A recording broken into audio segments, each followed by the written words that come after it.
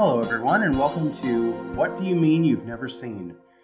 My name is Jonathan Corleone. I'm here with my wonderful co-host, Jennifer Branch. Hi, everyone. And Max Abelman. Hello, everybody. For those of you who are joining us for the first time, this is a podcast where we discuss prestige or culturally significant movies that at least one of us has never seen.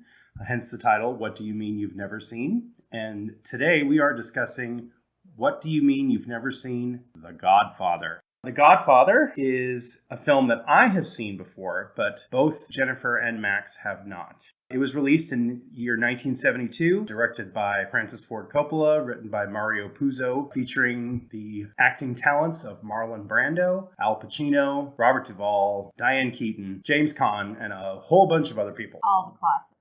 Everybody's in this movie. We're playing all the hits this week.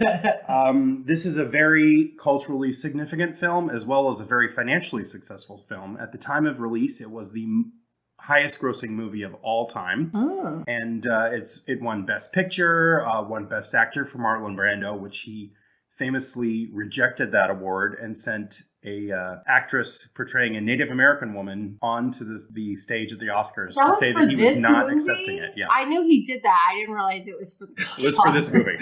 Okay. So, yeah, this movie made a big splash when it came out. It's so famous, in fact, that right now Paramount Plus has a limited series called The Offer, which is about the making of the movie. So if you're curious about, if you've seen the movie before or you haven't seen it and you're curious about seeing what the production process was like, I would recommend that. There's been about 6 episodes so far out of 10, and it releases every week. So here we go. Let's talk about The Godfather. What I want to do first is speak to each of my co-hosts, and you give me a general idea of what information you had about this movie going into it, what you knew about the plot, or what you knew about just its general reputation. We'll go with Max first. All right. Hello, everyone. So for this movie, I had a lot less information than I even thought I did about it. It's very strange for how long this movie has been out. It has been very unspoiled to me. I knew sort of the various scenes that happened, the horse head and the wedding, but I didn't really have the context of what those things were. With that information, I was expecting to like this movie a lot less than I did. All of those actions seemed very reasonable in context, and everyone seems a lot more relatable than I thought they would be. And how about you, Jennifer? What did you know about this going in? Well, as my co-hosts know, when we were watching this movie together, I apparently was under the impression that this movie was in black and white, which was a very wrong assumption on my part. I don't know why I thought that. I guess in my head, it made sense that it was in black and white. I could see that. It wasn't. It was in color. I'm dumb. But I did. All the photographs in the newspaper were in black and white. There was black and white parts, but in my head, the whole movie was black and white. Yeah. And I've seen clips of the movie, but still in my head, I guess because the clips I had seen were of a scene that was very poorly lit, and they're mostly wearing black and white clothes. He's wearing like that, wedding tuxedo, and that's like the main scene that I've seen of this movie, and it's sort of black and white-ish, and I was under the impression that this movie was in black and white. It was not. So that was my biggest wrong assumption about it.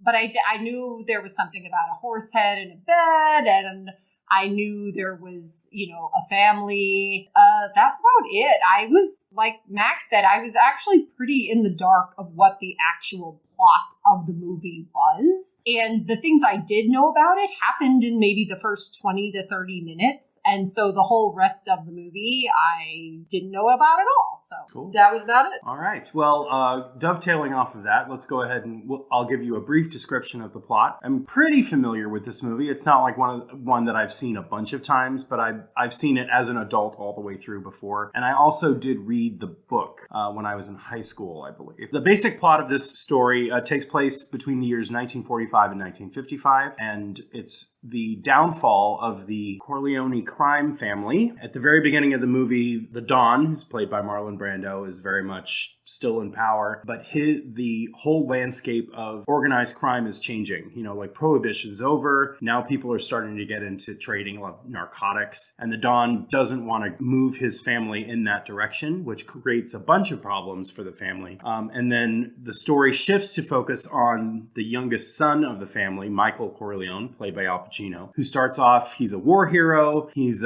dating Diane Keaton, and they're planning on a very removed life from this crime family. And by the end of the movie, spoiler alert, the Don eventually dies.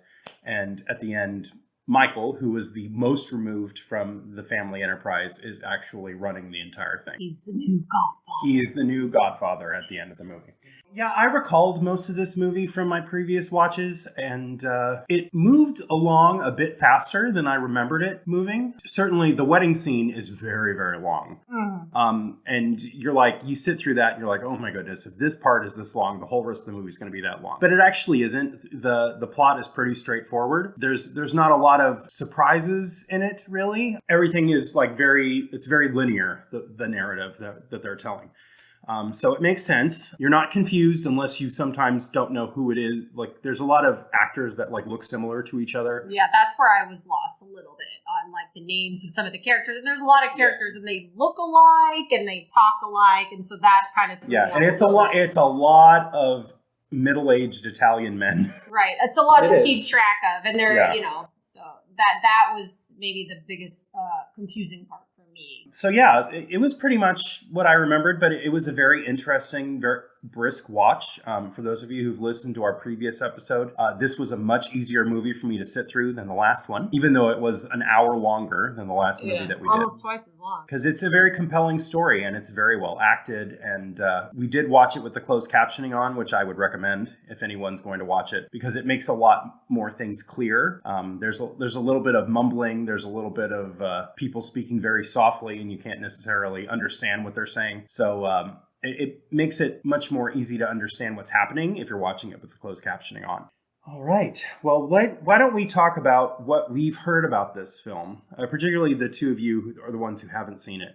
What have you heard about it from other people? Or what kind of things have you heard about this movie? I haven't really heard much. There's just been the iconic scenes that came out of it that have sort of been referenced throughout other media. I don't think I have any friends that are recommending this movie to me per se.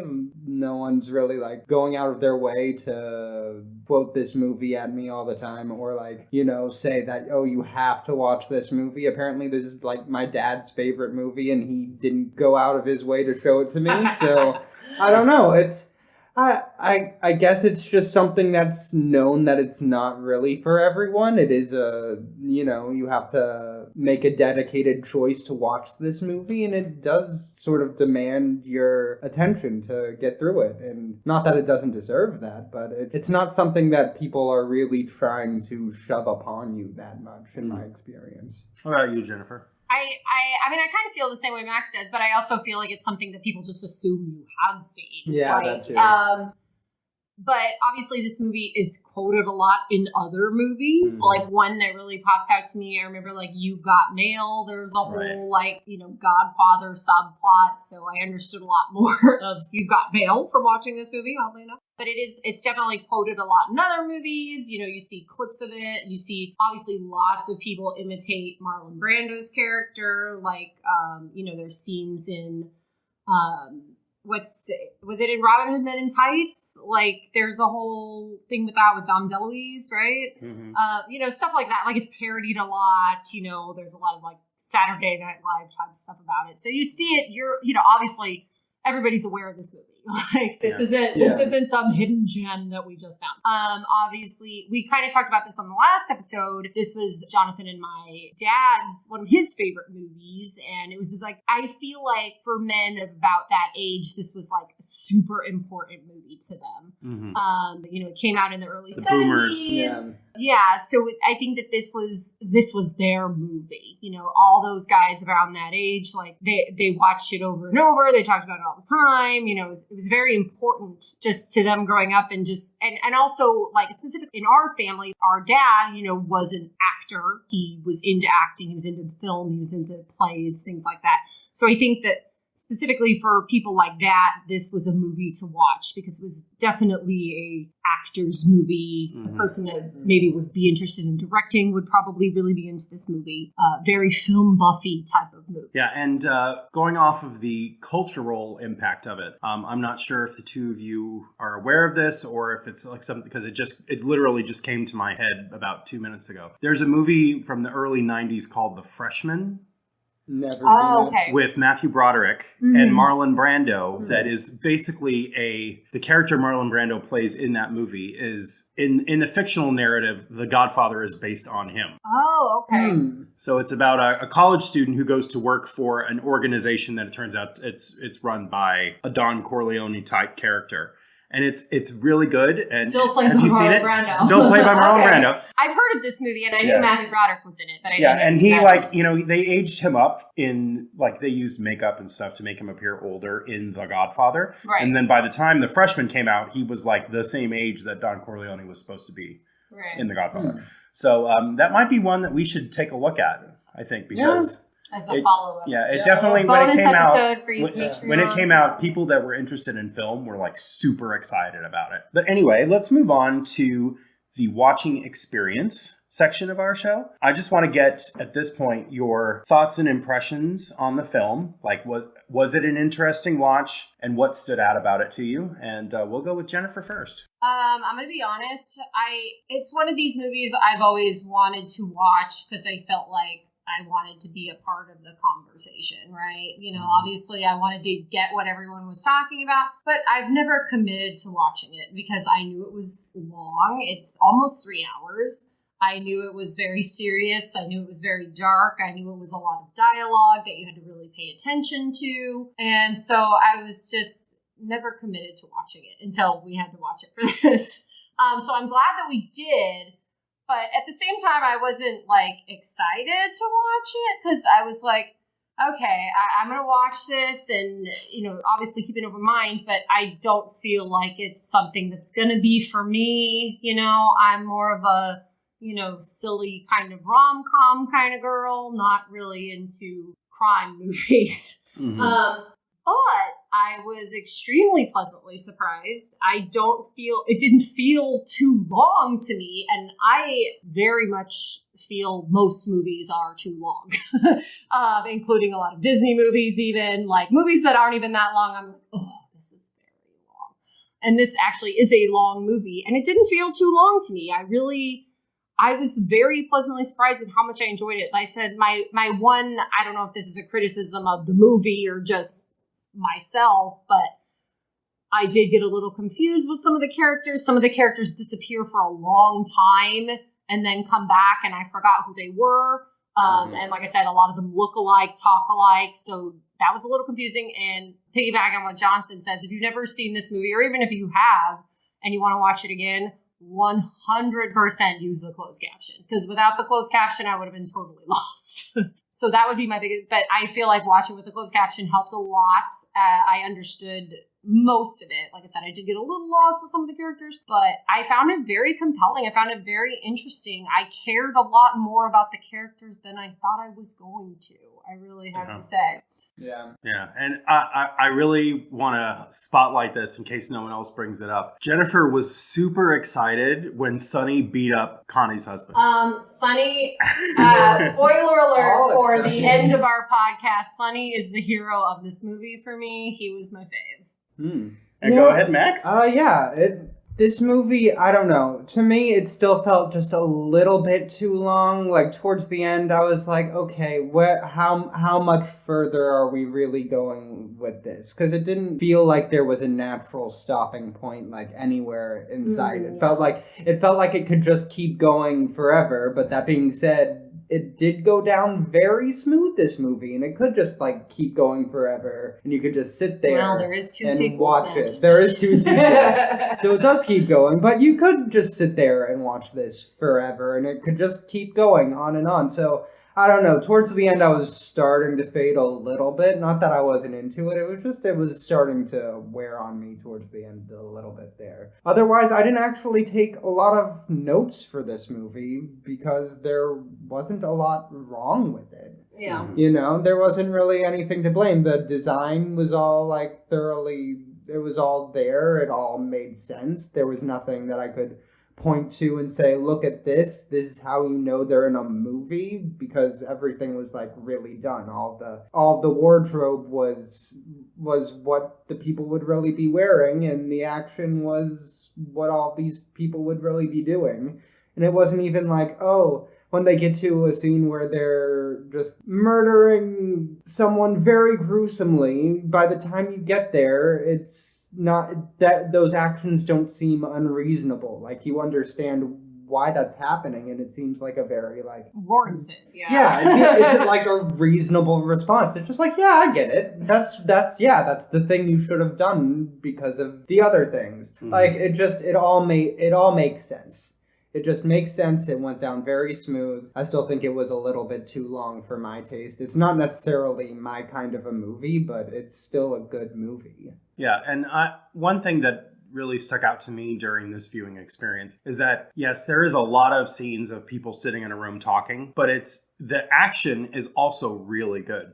I will say the blood looks a little fake. Yeah, that did stand out. But I feel like the action it's very rare to find a movie where there's action in it, especially like scenes of graphic violence, where it isn't just like hitting you over the head over and over and over and over again. I feel like the interspersing of the dialogue scenes and the strategy scenes and like them talking about what's going to happen or what they think the other crime families are doing to them and all that, with like, you know, Sonny's death, which is a horrific experience to sit through. Yeah. Like, I mean, that dude has 1,000 bullets in his body by the end of that scene. # justice for Sonny. Justice for Sonny.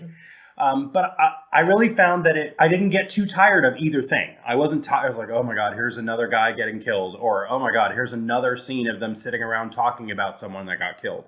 Like the sequence of events kept it interesting. Right. You know, we didn't go too long without an action scene, nor did we have too many action scenes clumped together. Well, like one like specific example was, so the scene where Michael kind of decides, all right, I'm going to murder these guys, right? And they literally go over the whole plan of what's going to happen in the next scene. They literally tell you what's going to happen beat by beat. And then it does happen with very little difference to what they had planned. And you would think that would be redundant, but it actually wasn't. I actually still found it compelling, even though you know what's going to happen because they just told you. Well, it made that scene... Which was really surprising to me. It made that scene really fun because you could mark the differences, because you know exactly what he was supposed to do. And you can say, oh, well, he didn't shoot that guy in the head 2 times. Oh, he didn't drop the gun immediately. He couldn't find the gun at first. He didn't come... And they told him to come out shooting.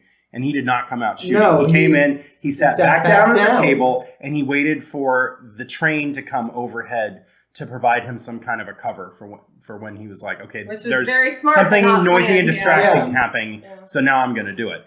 That's an excellently crafted sequence, because it's like, okay, now we know exactly what's going to happen. And especially for me, knowing already the result, you know, like I already knew that he does kill the guys and nothing really goes wrong, and he just doesn't do it exactly the way they told him. It goes pretty much according to plan. Yeah, pretty much. But even knowing that, like I had never noticed before that there was like a difference in his actual actions versus what he was instructed to do. And I was waiting to see when he dropped the gun, because they told him shoot them and drop the gun immediately. And he doesn't do that. He walks away, has his back to them, and right as he's about to exit the restaurant, he drops it. So that really made it. It was interesting, and it gave it a level of suspense, because at no point nobody thinks that Michael Corleone is going to get killed, because we already know that he's in the other 2 movies. So he basically, you know, based on what we already know about, you know, it wasn't like audience watching it at the time. We have knowledge of future events, so he kind of does have plot armor in this movie. Probably audiences at the time didn't know that, but we already know that he's probably going to come out of this okay. The suspense comes from his personal choices. And he doesn't have any lines during that part. You're just watching the expression on his face after he comes back from the bathroom and sits down at the table. There was a tremendous amount of suspense there, and I already knew what was going to happen. So I think that was just another example of how these sequences, even though from context or from stuff we've heard about in the past, like we knew the horse head was going to show up in the guy's bed, but it was still tense. Like there's a tremendous amount of tension seeing him wake up and discover the horse's head, even though you already know it's there. It was, that horse head was a lot more visceral than I thought it was going to be, just from the pure visuals. I don't know. I don't know how much of that scene I have seen before then, but just the texture of the blood against just like the silk on silk everything that guy was in. There was gold and silver silk. And then just like a horse head, it was crazy. It was man. wild. I will say I have questions about how he slept through someone somehow putting a horse head in his bed. Maybe they drugged him. Maybe they drugged him. Maybe he's an alcoholic. Maybe that's a whole other movie. I mean, he did have a bartender at his pool, which I want to go party at that guy's house. He wasn't even at the pool though. They were just walking by the pool to go to the stables. That bartender was just and the bartender was there in like a full-on Love Boat bartender's in a uniform. That was amazing. I was like, this guy has got his stuff together. Yeah, he almost wins the movie. Almost. If it wasn't for the horse head thing, he would definitely win the movie. His house wins the movie. His house does win the movie. His house wins the movie. Except for the dead horse head. Yep. All right, so let's move on to our new favorite segment that we have just discovered is going to be a part of every episode.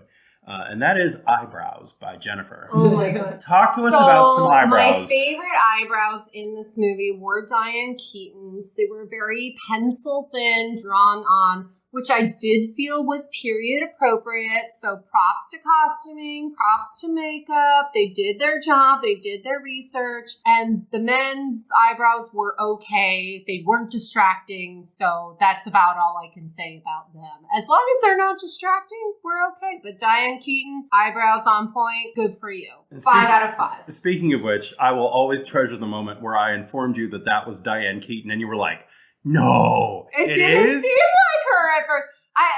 You're just watching the scene of her in the red dress, and literally in my notes, I literally put red dress lady, not knowing it was Diane Keaton. And then once you said it, I was like, oh, duh. But I just didn't recognize her without the glasses, and she looks super feminine. She looks great. She looks amazing in this movie. But didn't know it was her, even though I love Diane Keaton. She's amazing. She's perfect in everything she does. Queen Diane Keaton for life. But didn't know it was her. But once I found out, loved her even more. I already liked her as just the lady in the red dress. Yes, and we'll get to see a lot more of her in the next 2 movies when we do those. So. Ooh, yay. Yeah, she's in both of them. And then the third one, she has a perm. Ooh.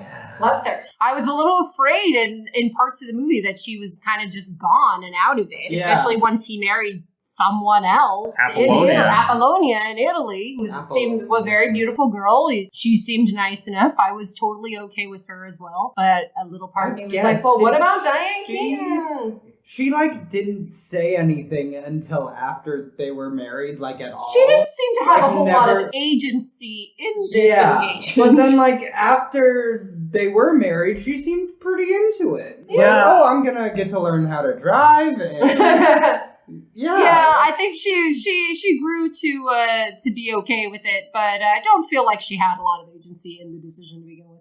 And my one other thought, sort of about eyebrows, but more about makeup.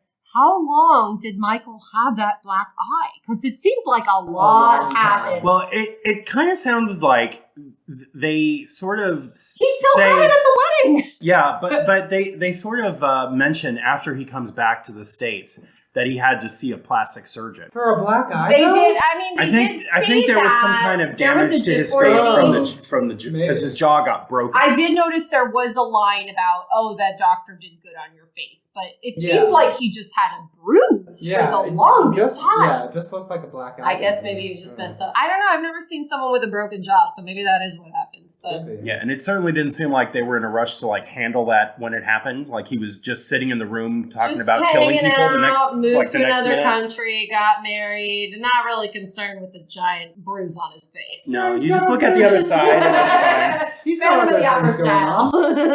Yeah, and he's good looking. Yeah, I loved him in this. He's so young, he's so fresh faced, he's so tiny and short, which I like short people, so that's good. And he shouts out. He doesn't have like the smoker's voice yet. He has a very soft, gentle voice. He's not like hooah. He's great. He's not. I mean, I like how he starts out just a very normal, chill dude, and then once it's on, he just snaps into the mode he needs to be in. Yeah. It was a really, really compelling character arc because you really feel like he's not into this. He's not into the family. He doesn't want to be a part of it. He wants to step away. He just wants to, have his Diane Keaton wife and be in the army or whatever service he was in. And that was it. But then once he's he's all in. And I was on that journey with him. I enjoyed that. Yeah, and the thing about it is, even though he totally ends up going to the dark side, everything he does initially is because he wants to protect his family. And you can see him making the decision during the whole sequence where he's trying to protect his father at the hospital. Even before I think the cop comes and breaks his jaw. Yeah. He you can see that he understands that there's a part that he has to play here because nobody else is filling the role that he needs to fill. So it's there's a vacuum because Sonny is all about revenge. Right. Fredo is useless.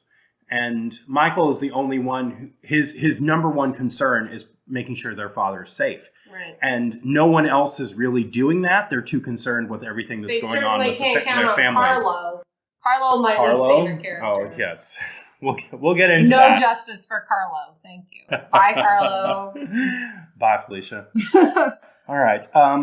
Let's move on to our next section. Just in general, in a few words, what are your thoughts about each of you can tell us? Does it live up to the hype? I was actually quite surprised that it did. I mean, it's not a hot take to say that The Godfather is a good movie. I realize that. Anyone who's listening to this is probably yeah, no duh. But I didn't think it was for me, personally. It didn't seem like my kind of movie. It seemed old and dated and very long and very dramatic. But I can 100% see why people love this movie. Absolutely. It was really good. I would watch it again, which going back to Princess Bride, no thank you. But this one, I actually would watch it again to see things I missed and, characters I kind of got a little confused about. But I get it 100%.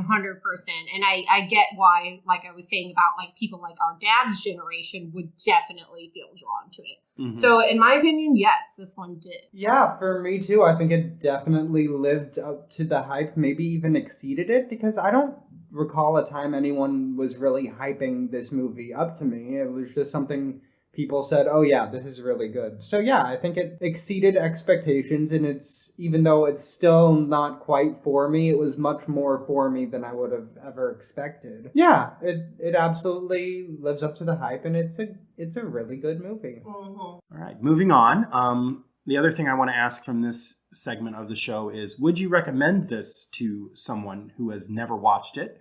Or would you recommend that someone who has seen it before rewatch it? I would say yes. And like I said, I would 100% recommend with a closed caption on.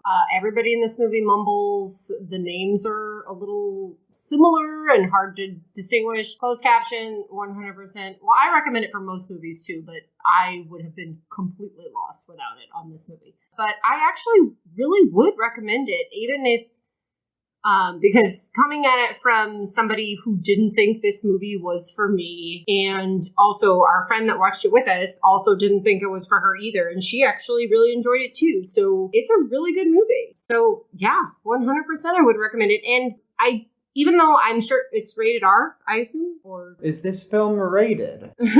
I keep talking. Yeah, even so, I don't even feel like I feel like an older teenager could watch it. I don't feel like it's maybe for younger children or anyone with a short attention span. But I would pretty much recommend it for, honestly, just about anybody. Yeah.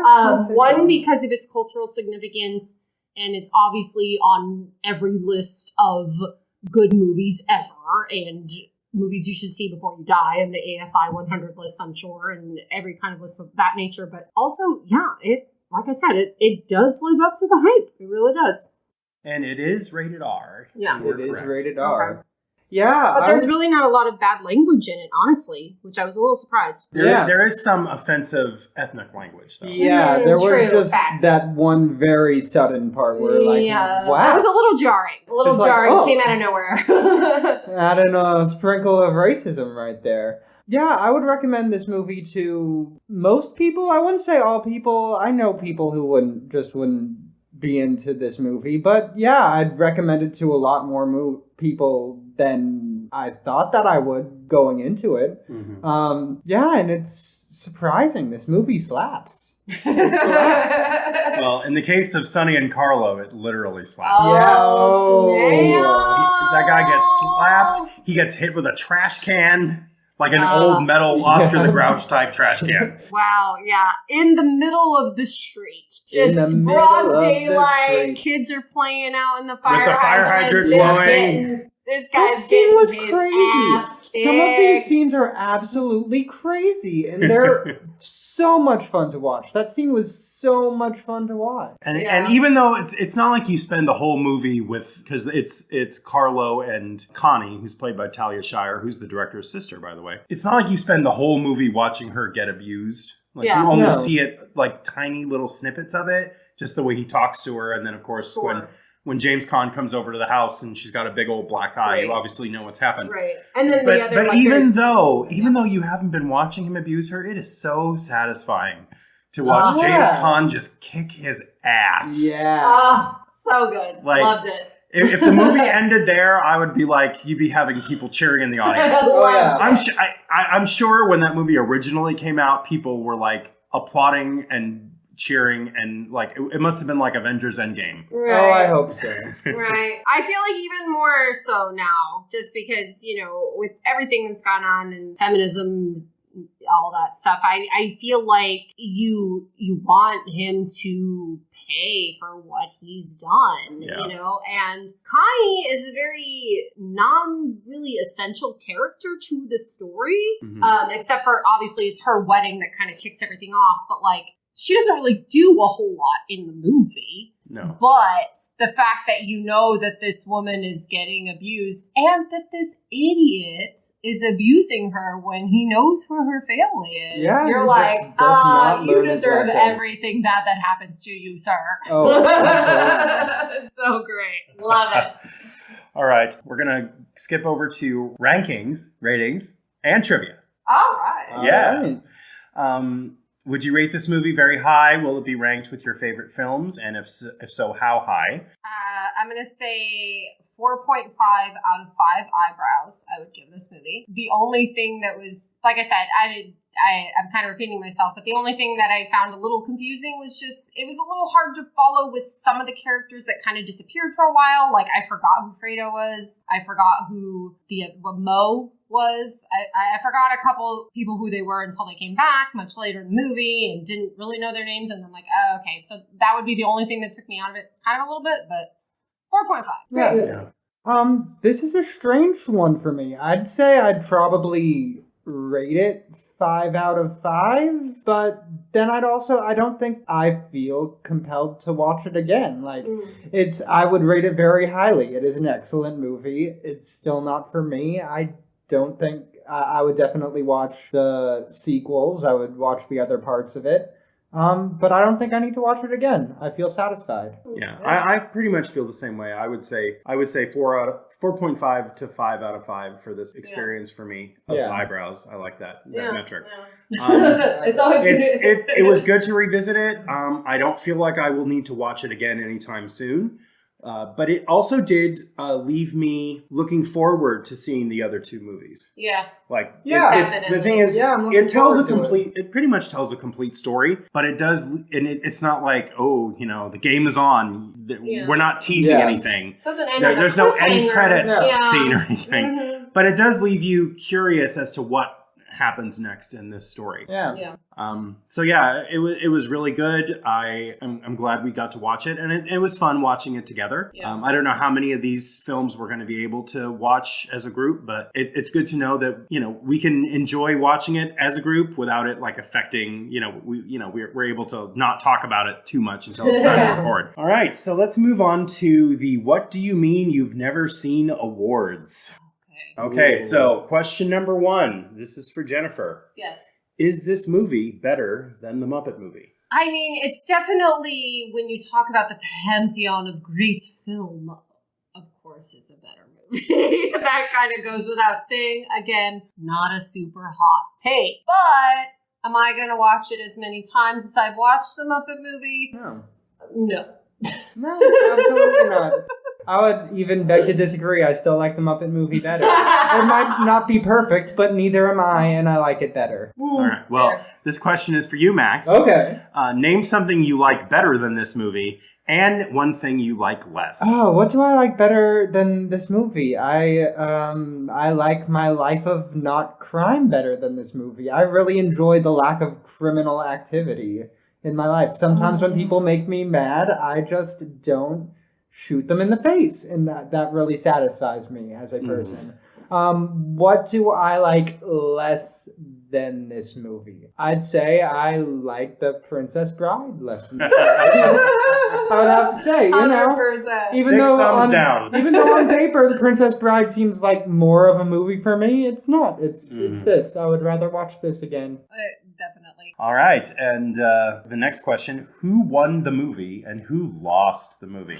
I want to hear from each of you individually. I can't wait. Sonny Corleone is the hero of this movie. I was very sad when he died. He was my favorite only because he kicked Carlo's ass. That was amazing. And I was a little mad at Michael that he took too long to finish what Sonny started. But obviously Michael is the star of this movie. Al Pacino plays it brilliantly. He looks great. He does everything right, 100%. But justice for Sonny. I would say who lost? Carlo lost, and he deserved to lose. I agree. Carlo did lose. That is also my loser. Carlo is a loser. And he's the last one killed in the movie. Yeah, he's the last one killed in the movie. They saved the best for last. He had no reason for him to not, have made better decisions, but he didn't. He was stupid, and now he's dead, and I'm happy about it. I would give honorable mention to that baby. Yeah. The baby is super cute.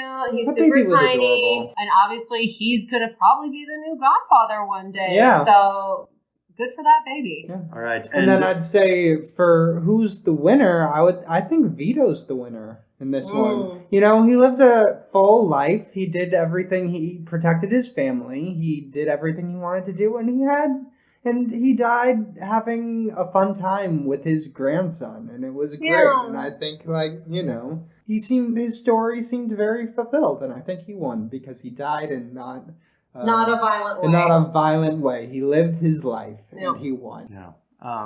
I agree with both of those opinions, actually. And I would also say that Carlo is definitely the biggest loser. But I also got to give a shout out to Clemenza, because Clemenza doesn't make any mistakes this entire movie. He's the most reliable of all the soldiers. He doesn't get killed. He doesn't try to double cross anybody. He's just, and he's teaching Michael how to make pasta with a bunch of sausage and meatballs and stuff. I was thinking that too. I was like, we gotta make this recipe. This sounds amazing. Yeah. I really like Clemenza, and I'm really glad that at the end he's not the one that betrays the family. It was Abe Vigoda, which, Who cares about Abe him? Vigoda? I mean, he's just gonna go be in Look Who's Talking later. He was in Look Who's Talking.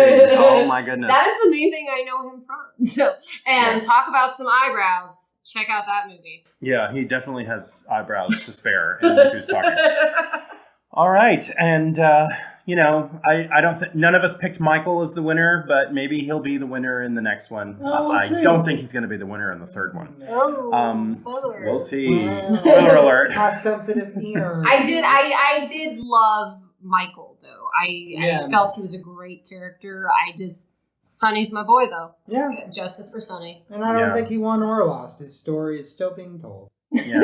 And Sonny was like a good big brother to all of them. Yeah, well, Sonny... You know, he had that one scene where Fredo's the worst, right? Yeah, Fredo was the worst. But he had that one scene where he, like, gave Tom crap, you know, about not being a real Sicilian, and he, like, immediately apologizes. And, you know, he's not mean to Michael about not wanting to be in the family. You know, he does kind of, you know, he gives him a couple of jabs, but... He does his job.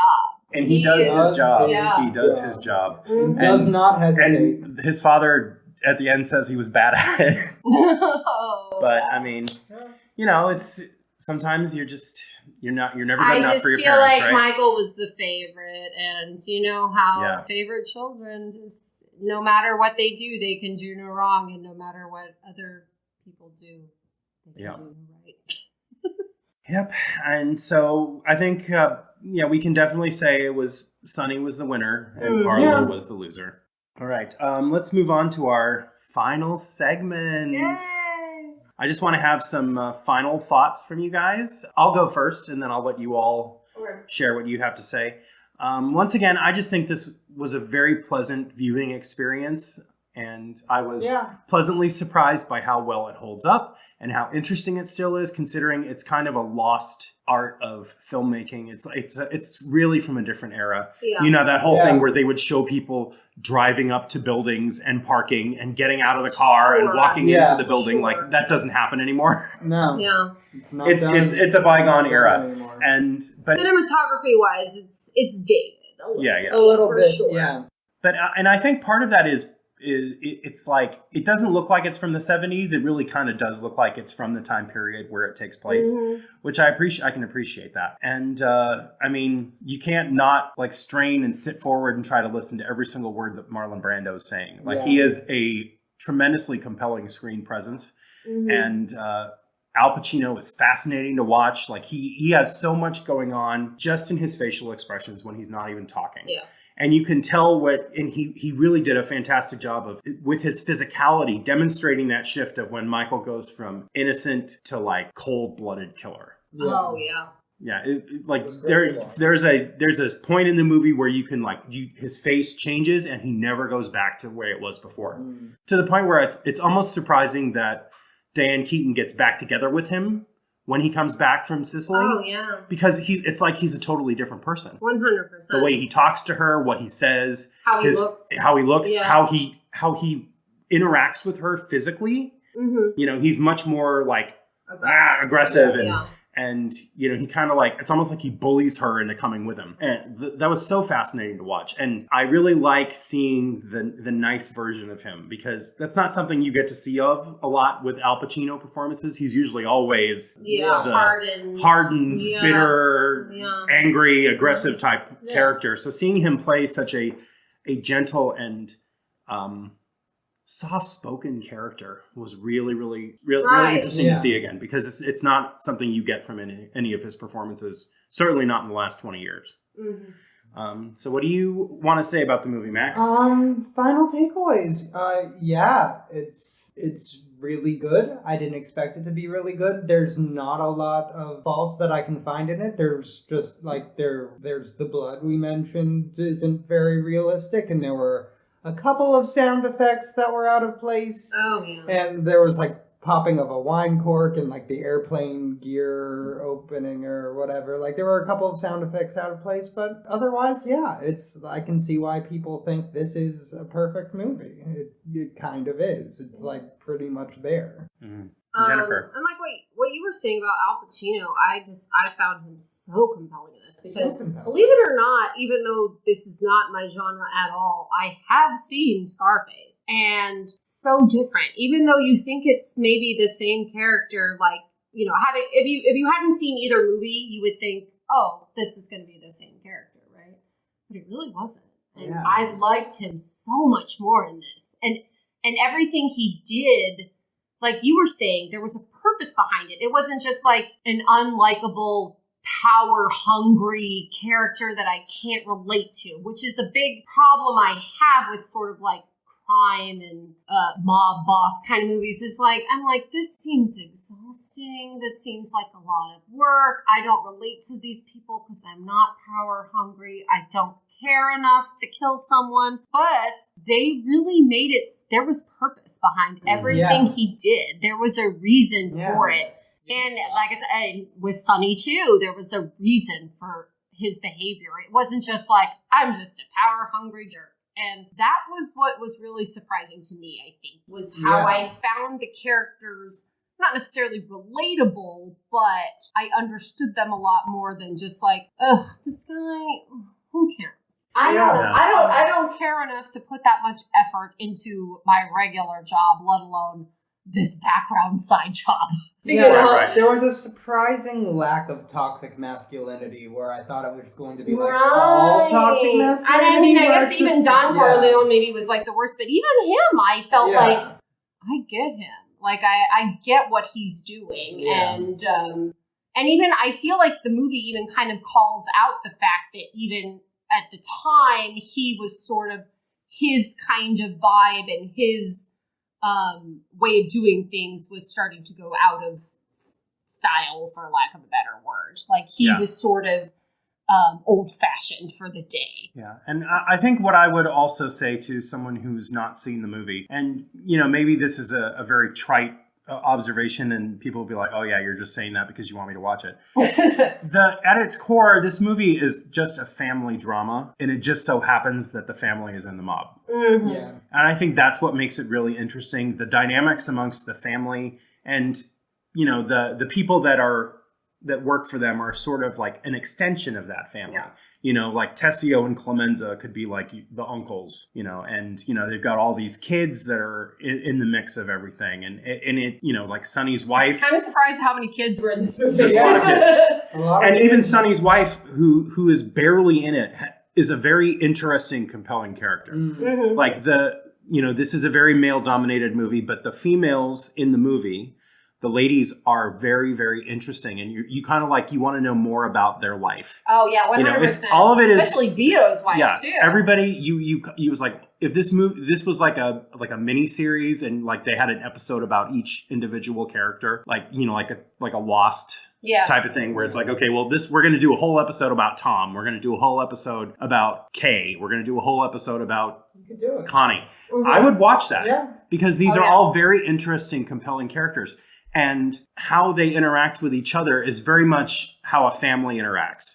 It's not necessarily what you expect from a gangster movie. Yeah. Where everybody's just out for number one, and everybody's trying to like one-up each other, or there's not a lot of like, there is a betrayal inside the family, and there's a big one coming in the second movie. Mm. But in the first movie, there is a betrayal, but there's only one person who really betrays them. Everybody else is like ride or die. Yeah. And that's a different kind of gangster movie. Yeah. Like, I feel like when we watch Goodfellas, we're going to be like, okay, this is the exact opposite of the feeling we had with The Godfather. So yeah, I know this isn't necessarily going to be the funniest episode for people to listen to, but we got more of those coming. But solid recommend. Uh-huh. It's a very interesting story. I'm looking forward to us getting to discuss the further elements of it in Godfather Part 2 and Godfather Part 3. And I hope you all are enjoying these episodes and looking forward to what we're going to do next. And now we are going to announce that our next movie will be Sleepless in Seattle.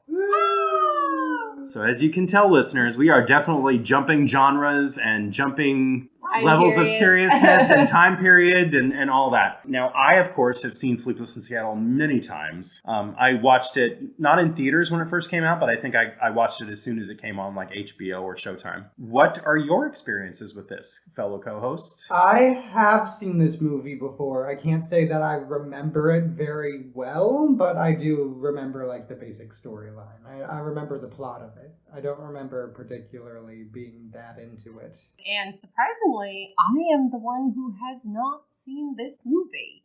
Which even as we were talking, I was like, oh gosh, is Jennifer going to say that she's seen it and I put this movie on the list by mistake? No, I have not seen this movie, which is surprising because I like Tom Hanks. I like Meg Ryan. I like rom-coms. You would think I would have seen it, but especially because of the movies they've done together, it's definitely the best one. And it's the most famous one. It's the one people quote. And I've seen bits and pieces. I know Rosie O'Donnell's in it. I know there's a kid. I know he calls into a radio station. But I've not sat down and watched this movie before. Never seen it. Well, we are excited to get your hot takes on the eyebrows of it all, and it's going to be very 80s. Well, it's early 90s. Oh, okay. But I think hopefully you'll agree, and I feel like the aesthetic of this film is sort of like it's designed to be timeless. Okay, fair enough. So I think it'll be, of course, technology is super advanced now. It's going to be way different than it was then. But what I really like about it is that I can sit down and watch it, and I don't feel like I'm watching like a John Hughes movie from 1986. Okay. And hopefully our listeners all like it, and we are going to have to pay for this one. It's not available to stream for free, but you can rent it on either Apple TV or Amazon Prime. Okay. So it's available for under $4. You have to watch it, and so we are probably going to watch this one together as well because we're going to have to rent it. I mean, we're not paying $4 tons. Absolutely not. Do you know how many frozen Cokes I could get with $8?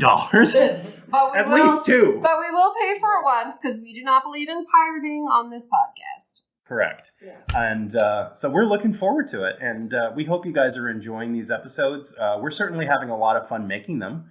And Max is having a lot of fun editing them. So great. Make sure if you get a chance, if you know Max on Facebook or Twitter or wherever you can find him, give him a shout out and tell him how excited you are to hear the next episode.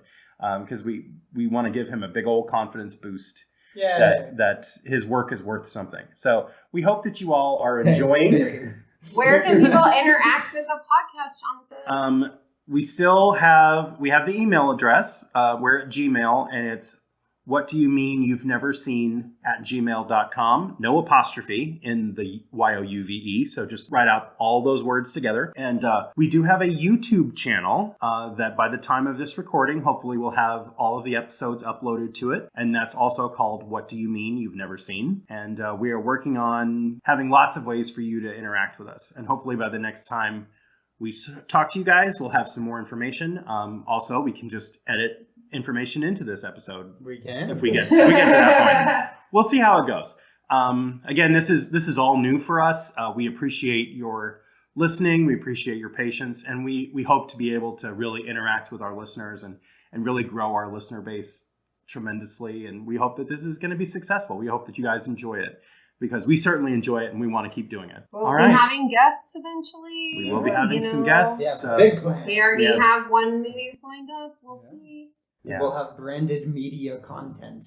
Yes. I don't know what that means. It'll be multimedia. It'll be a multimedia experience. T-shirts. 4D stickers, technology. all the merch. Guided tours of our house. Yeah. You can sleep in my bed. That's extra on the Patreon. No, you can sleep in a bed we own. You can't sleep in our bed. Fair enough. Well, yeah. Wow, guys, this was a quick one. Yeah, surprisingly, for a long movie. For a long movie. I mean, because, what can you say? It's a great movie. Yeah. Everyone's right when they talk about it, and it is memorable, it is quotable, it's everything everyone says it is. It would be easier if it sucked, but it didn't. So take that, Godfather. So this movie made an offer we could not refuse.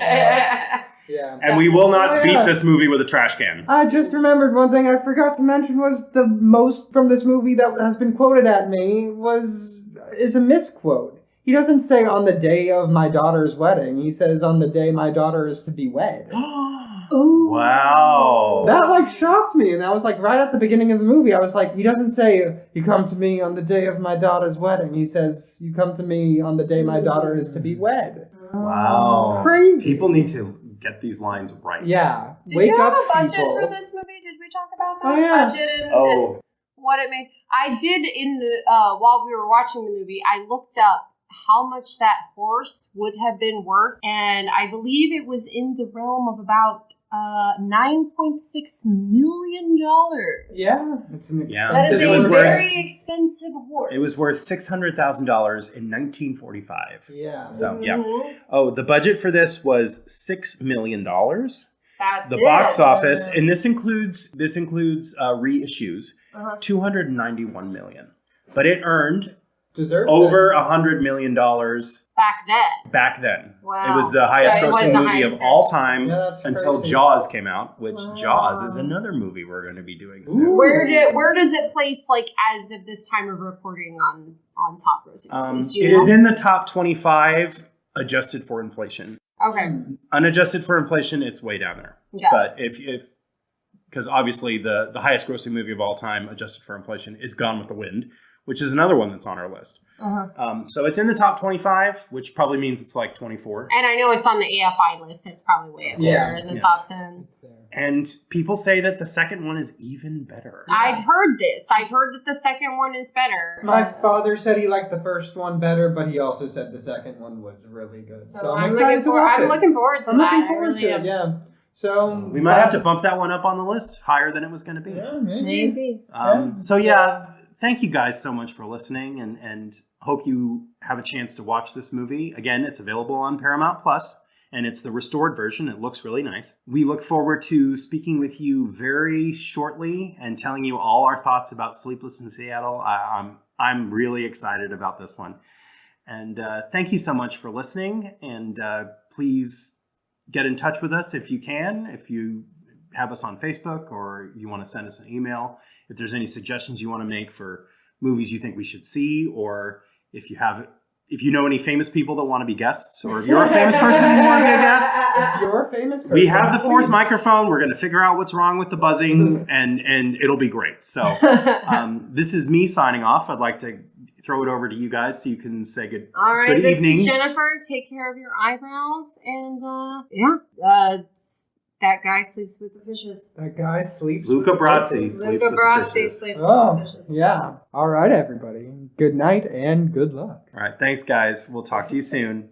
Bye. Be good to yourselves and each other, Oh, Good night. And me. and your eyebrows. What Do You Mean You've Never Seen is written by Jonathan Colon. Theme song and editing by Maxwell Abelman. Cover art by James Alexander. Your hosts are Jonathan Colon, Jennifer Branch, and Max Abelman. Please visit whatdoyoumeanyou'veneverseen.buzzsprout.com for more great episodes and links to our social media and Patreon pages. Don't forget to like, subscribe, rate, and review. Thanks for listening, and we'll see you at the movies.